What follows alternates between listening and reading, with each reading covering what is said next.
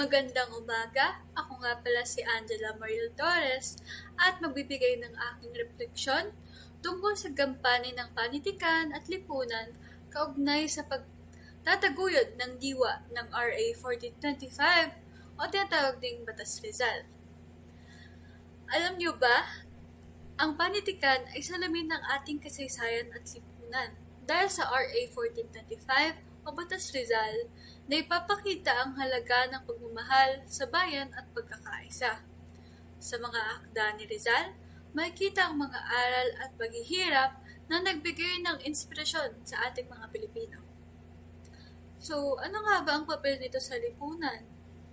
Ang panitikan katulad ng mga akda ni Rizal ay hindi lang basta kwento.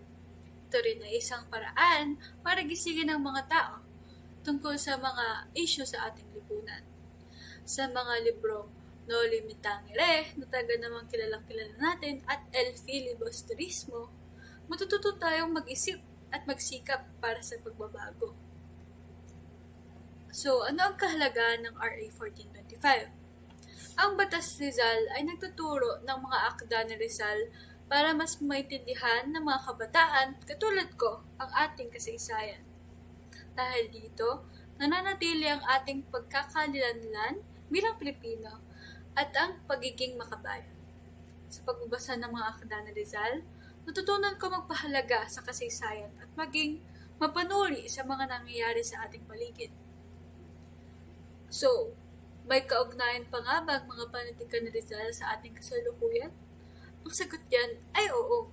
Hanggang ngayon, mahalaga pa rin ang mga aral mula sa mga akda ni Rizal para sa akin dahil ipinapaalala nito sa atin na responsibilidad ng bawat isa ang laban para sa katarungan at kaunlaran.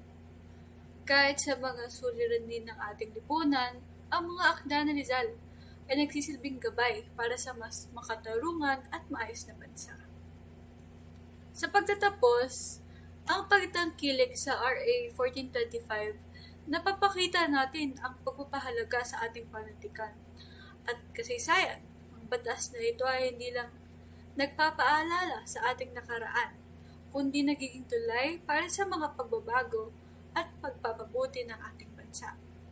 Panahon na para tayo kumilos at isabuhay ang mga aral ni Rizal para sa ikakabuti ng ating bansa.